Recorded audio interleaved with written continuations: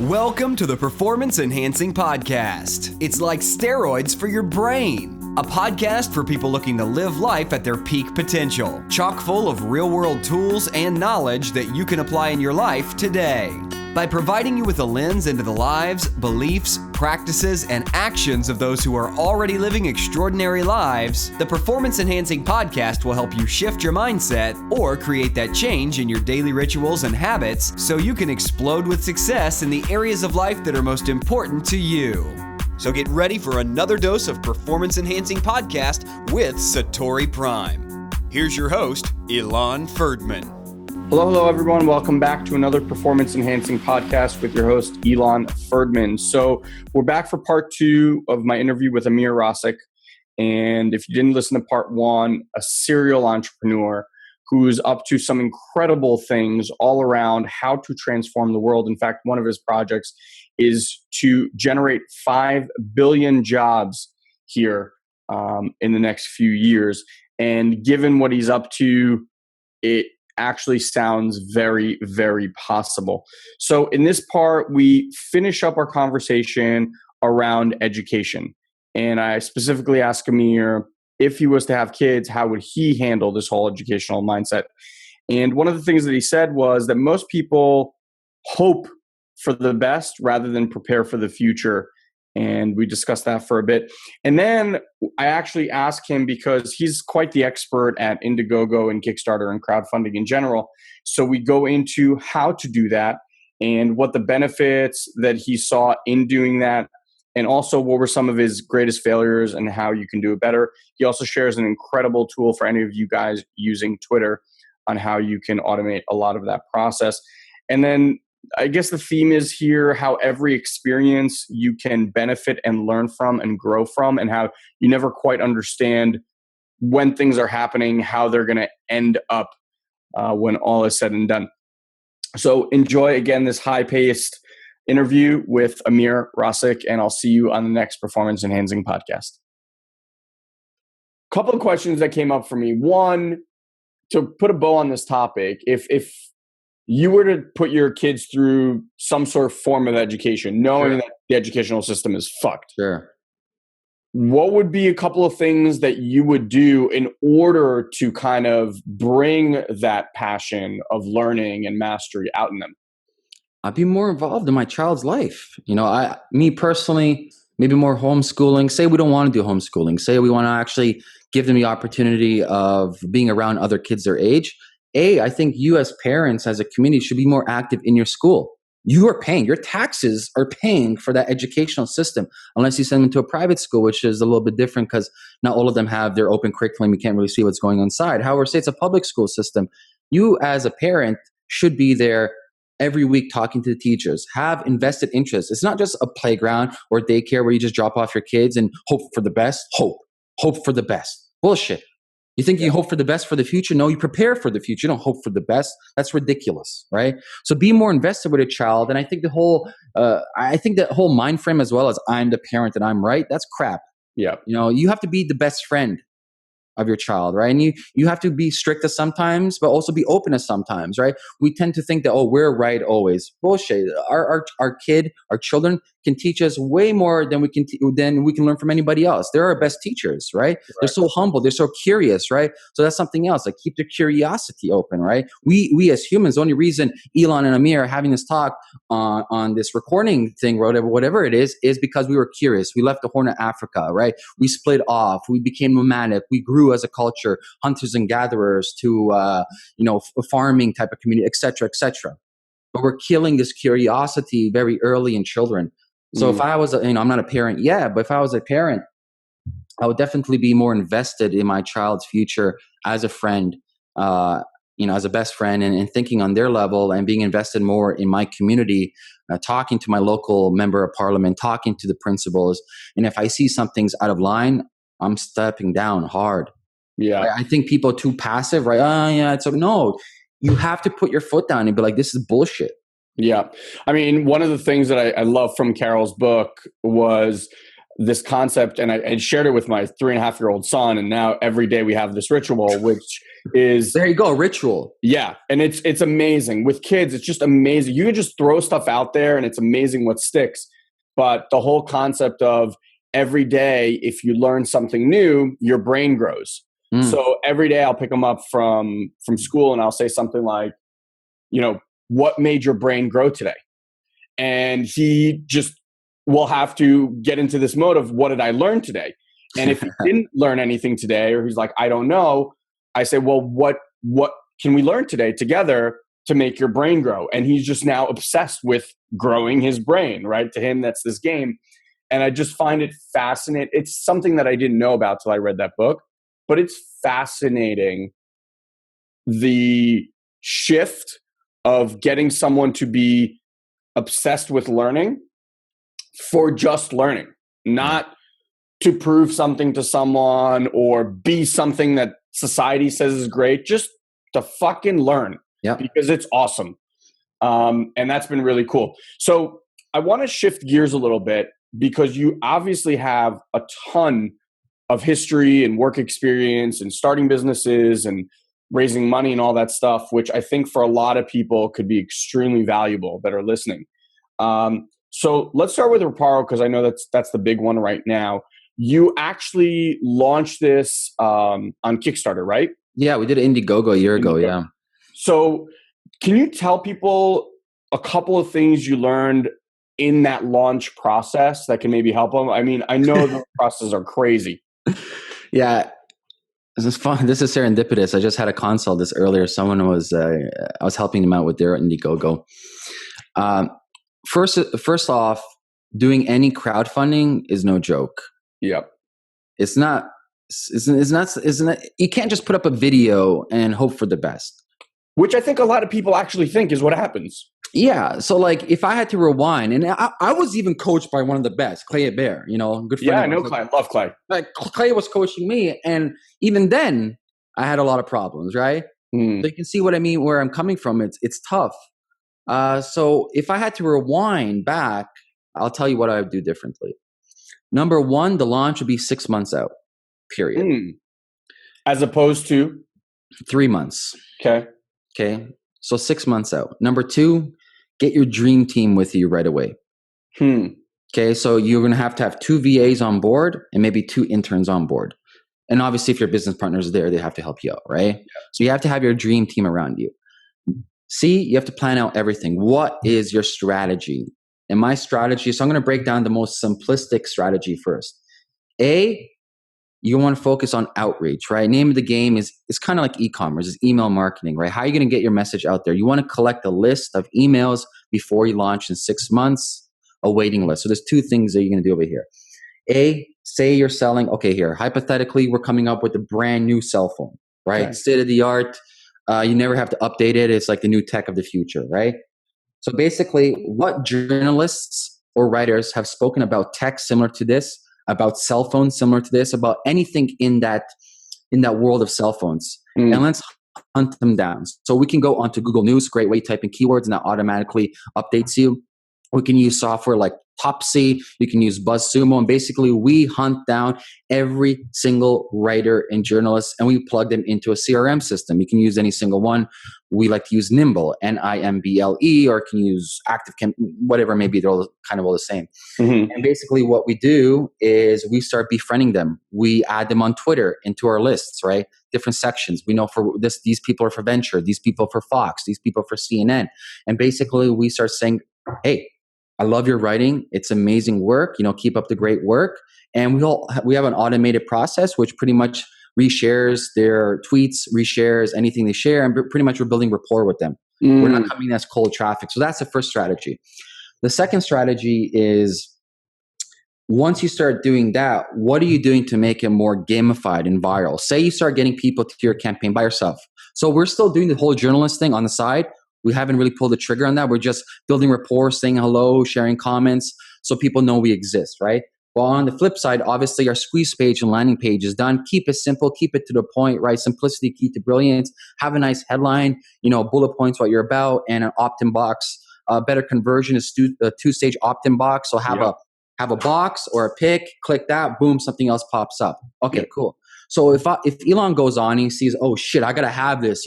Regular price is gonna be $1,000, but they're pre-selling it for $200. This is awesome. Ilan opts in. What are we doing to gamify and make it viral? Right. So the thank you page happens. Hey, by the way, if you refer for a friend of ours, we're gonna give you one for free. This is just one of the things you can do. If you crunch the numbers and make sense to you, sure. Or if you refer for friends, you can have $25 off the next package, whatever it may be, some type of incentive for you to refer your friends. So we gamify it that way. And that can easily increase your opt-in rates by 300%. Okay, so that's something else I would do. Now, going back to the actual campaign itself, the actual page of Kickstarter Indiegogo, the video is everything. So the great examples to go off of that is look at the most successful Kickstarter videos, and you'll notice a commonality. Most are under 2 minutes or about 1 minute 57 seconds. Most are very impactful, emotional. Most are very similar to like a trailer in a movie. For example, you have the story, the climax, and the conclusion, and a call to action, a specific please support our campaign by sharing the button and purchasing that. You know what I mean? Like, be very specific, because if a person is willing to watch your promotional video from 0 seconds to 1 minute 55 seconds, trust me, they're willing to support you, regardless if it's even supporting you financially, supporting you by sharing your campaign. Yeah. So making the video is really important. Take your time with the script. A great exercise and experiments is just look at what works out there. Go on Kickstarters, go on Indiegogos, and see how these successful videos work. So what we did is we transcribed. So we took videos similar in our niche, clothing, obviously. So we took these clothing videos that worked for them, and we just went on Fiverr or Odesk and got them transcribed and see the flow of it. And then obviously plugged our words in there and re-engineered it to our own type of video. And don't skim out on videos. If you guys, if you're a lean startup, obviously I'm not recommending spending $2,000 to $3,000 on video production. Spend that on paid traffic instead. But you can go and get interns from local colleges. So look at local tech colleges, go on their employee board and pimp out your campaign. Be like, do you want to be a part of something amazing that's going to transform the world? We are looking for 2 to 3 videographers, and we're looking for 2 to 3 graphic designers to join our team. This is a once in a lifetime opportunity. I guarantee you're going to have a flood of emails, right? Have them come on your team and help you create the Kickstarter or Indiegogo video. Okay. Now, a lot of people, they would focus on the copy below the video. It means squat, junk, nothing. Nobody reads that copy. The only thing that matters is having, once again, below the video, I would have a viral gamification process. So if you refer for friends, you get X, right? So the whole name of the game is, how can we entice people to share this campaign, share this campaign, share this campaign? Yeah. Okay. Now, we have something else that we can do. There's this strategy, but it's kind of tricky. If you notice there is a foundation or a charity or some type of company you can partner with, make an introduction. So what you can say is like X amount of proceeds. So if we hit our milestones, so this is just thinking long run, if Ilan and I want to raise, say, $100,000 to start this Kickstarter, but if we raise $120,000, 10% of this will go to that charity. Yeah. Right? But that charity also has an email list of 10 million people. Right? So it works on both ways. The best strategy for this is find charities that you vibe with, that obviously have a deep emotional connect. Don't just do this for the sake of doing this. That's crazy, right? It's going to be unauthentic. Exactly, right? So find the charities that you love. Very simple. Call them up and just pitch them an idea. And I guarantee if you call 100, 1 or 2 will bite, right? And it's a win-win on both ends, right? Then finally, let's go to the beginning, because we've been making the connections with the journalists for a very long time. It's time to start reaching out to them. So this is about like 30 days out. You tell them about the campaign, right? Because it takes them a while for them to publish their work on the website. It's not like, hey, I come out with this campaign, can you publish tomorrow? Usually there's a cycle, right? When they go in and the queuing cycle. So start reaching out 30 days ahead. And by now you should be at least been talking to, say, anywhere between 100 to 400 writers and journalists. And then out of that 100 to 400, even if 50 feature you on like a big agency, like a big media site, TechCrunch, Mashable, Fox, any of them, Mike, you know how much traffic you're going to get on that launch? And like that's the basics. So once again, it's very tedious work. It's thinking out in the future and really like mapping it out by having a team around you.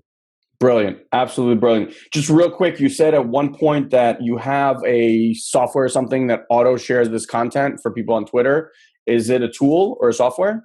Yeah, so the Twitter CRM, it's this one's I can't live without it, but I'll pull it up right now. It's a Communit, COMMUN.IT. Communit. Yeah. Okay. It's a full CRM system for Twitter. Awesome. I'll definitely check that out. That sounds very cool. And that allowed you to basically follow these people and then auto share their content. So Auto share, thank them for retweeting, introductions, like it's a beast. That's awesome. That's awesome. Very cool. And again, there's this string of everything that you share. You have this incredible ability to just think way out into the future and then create your actions based on that future, which I think is something that a lot of people could work on developing. Well, that's marketing 101. For example, with Zap hires, it wasn't like I had the idea, cool, but it wasn't like, okay, let me start like investing crazy amount of my time. Forget money. Money you can remake. I can't buy time. Yep. I lose $1 million, so what? I make $1 million again. I really don't care, right? Mm-hmm. Time I care about because I can't make more time. And for example, with the Zap hires idea, even though I wanted to create it right away, and I'm a very impatient person, I had to validate my MVP, right? Minimal viable product. And something so simple as like, listen, I etch a sketch shit on paper and I ask about 100 close friends of mine and I call people up. Like, if I created something so basic like this, would you be willing to use it? Or at least test it out? Yes. Okay. Thank you. I got like 50 people to say yes. Thanks. That's it. And a lot of people, I think, overcomplicate that initial process. Because you can just go to your friends and family and you can get within 50, 100 people a pretty good sample size of whether something will work or not. Of course. Tell them something really interesting that happened with Reparo as far as the unexpected with the launch and what basically happened. Yeah, so Reparo wasn't, well, some people say it wasn't a success, but in my eyes, I think it was a home run because we never reached our full goal. I think we ended up with 33 or 35% funding. And out of the blue, though, we got contacted with people from Korea, really interested in South Korea, obviously, Seoul, not North Korea. And they love it. They're like, when's it available? We want to hear. They want it in the retail store. We're like, okay, this is pretty interesting. So with the Indiegogo, what validated us, what came out of it was we realized that North America was not ready for this. Obviously, a very unique product. It protects you from cell phone radiation, Wi-Fi radiations, antimicrobial, anti-odor, protects you from overheating, overcooling. So it's a clothing line that protects you from the environment. And over here, people are like, whatever, right? But in Korea, they're banana for it, right? And then open up the doors, right? So it's kind of like, we would have to pay a marketing agency or research firm hundreds and thousands of dollars for this. Yep. Yeah, we've done it for free pretty much with our own like sweat equity going into Indiegogo and then open up the doors from there. So even if you're scared of doing an Indiegogo or maybe you don't want to do it, maybe you don't want to do Indiegogo for a business, it's a great learning curve.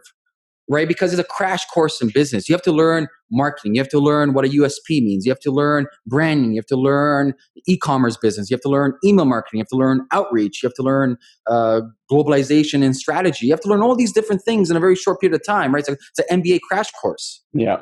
So regardless of what you're doing, do it. And actually, a lot of companies these days are doing Kickstarters and Indiegogo just to validate idea, regardless of if they make a penny or not. Exactly. And I think it's amazing that they didn't reach their goal, but out of it, you now have a new business and a rabid, hungry fan base in Korea of all places. And it's like, who in their right mind would ever say, I'm going to open a clothing store and I'm going to launch it in Korea? It just would never happen. Never in 1,000 years would I think that. Right? And then here you go. So I just think there's so much value intrinsically, like you said, in the doing. But out of this, even though the money wasn't raised, you actually have a viable business because the right people saw it because of all the work that you Well, I think people too much are attached to the outcome, which is money. Yep. I have to raise $100,000. I'm like, you really don't have to raise $100,000. So the couple of things that you have to understand is the journey. What you need to do is suck up all the information you learn on the way, because this is transferable to all the other businesses you do. Right? Always people think money is a problem. I'm like, bullshit. If I gave you $1 billion right now, could you take that billion and make 10 billion? I'll be honest with you. I couldn't right now. I couldn't take $1 billion and make 10. I don't have the know-how to do that yet. Yeah. Right. So people always say, I need money. Rubbish. You lack the set of skills and wisdom to grow as a company or as a person. Correct. You need more mentorship, coaching. You need somebody to come on your team that knows how to do shit. Correct. That's it. It's one of the things I say all the time is you're not a millionaire yet. You know, people are like, oh, I want to be a millionaire. I want to be a millionaire. I'm like, when you're ready, when you have enough value, when your mindset is strong enough to handle $1 million, the universe will give you the $1 million. What you need to work on is everything to be the millionaire. The money will then show up. And people always have it backwards. They think like when they have the money, they'll be a millionaire. Bullshit. It always works backwards. All right. So let's wrap this up. I mean, just incredible stuff from you, Ameer. But I love asking the guests this final question, which is the cliche. If I only wish I knew then what I know now. And you've done a lot. But is there something that you wish you would have known, I don't know, 10, 15 years ago that you would have gone back and told yourself? I had this question asked before, and the only thing I can come, because I've been up, you know my story, ups and downs, never went to high school, OD'd a bunch of time, jail in and out, blah, blah, blah, all that stuff. Be really wary about your friends, right? So, you know, Napoleon Hill, Think and Grow Rich, Jim Rohn talks about this. You are the sum of your friends. Yeah. So it's actually proven scientifically. There's 2 U of T professors that wrote a book called Connected, and they wanted to put this whole like statement to the test. And they actually proved it mathematically that, you know, if your friends are roughly making 80K, give or take, you're making roughly 80K. If your friends are making 20, and this doesn't just apply financially, this applies to your lifestyle. Yeah. Right? So if your friends are drug dealers, well, you're a drug dealer. If your friends are idiots, well, more or less, you're an idiot, whatever that means to you, right? Mm-hmm. So if I had to rewind, you know, back in the future type of deal and go back, I would tell my younger self, be careful who you hang around with. Right. But not like be careful as, oh, don't hang around with. I'm not telling you what to do. Just be weary about it. Be conscious of the fact that these people that seem to be your friends may actually be your enemies. Isn't it fascinating how parents just innately know that, right? Like our parents, as you're growing up, are just so afraid that you have good friends. But the problem is once you tell somebody to do something, then you're defensive because you're attacking their ego. You can't attack someone's ego. It's a natural mechanism to defend it off, right? So if you tell somebody you can't, they're going to do the opposite. Instead, you just tell them a warning. Listen, you know, stories are the best, right? Because you're not telling anybody to do anything. You're just telling people, listen, this is what I went through. Take it as is, right? I don't care what you do, but this is the shit that went down for me. Yeah, so true. One of my greatest mentors, this guy, Paul, his dad, this is back, I mean, ages ago. He was kind of in a bad neighborhood in Brooklyn and also was hanging around these kids. And he shares the story about, you know, this one's in jail, this one died, this one, whatever. But his dad, when he was about, I think he was about 10 or 12 years old, basically would go pick him up from hanging out with his friends, put him in a car, drive him all the way across town and have him play soccer with the rich kids, with these like, you know, whatever. And he says the only reason he turned out that way is because eventually he became friends with these guys. And so sometimes, you know, you kind of have to take matters into your own hands, but it's a really, really powerful statement. No one's ever answered that on the show. I like that a lot. So Ameer, with that, thank you so much. Is there, if people want to find out more about you, get in touch with you, where can they do that? Yeah, simplest way is you can check me up on my site. So just Ameer Rosic, AmeerRosic.com, or hit my email up at ar@ameerrosic.com. Awesome, brother. Good luck to you with everything that you're working on. I'm sure we'll be hearing your name a lot here in the future. And thank you for sharing your wisdom with us. Likewise, Ilan. Have a great day. You too, brother. Thank you for joining us on this week's Performance Enhancing Podcast. We've taken this pep talk and created a custom action guide so you know exactly what action steps to take now to grow your business. Just head over to SatoriPrime.com/podcast and download it for free. Also, please leave a comment and rate this podcast on iTunes. It'll help us get the word out. Thanks for listening. Now, go and implement. We'll see you next time. Did you run through doors till you hit the floor?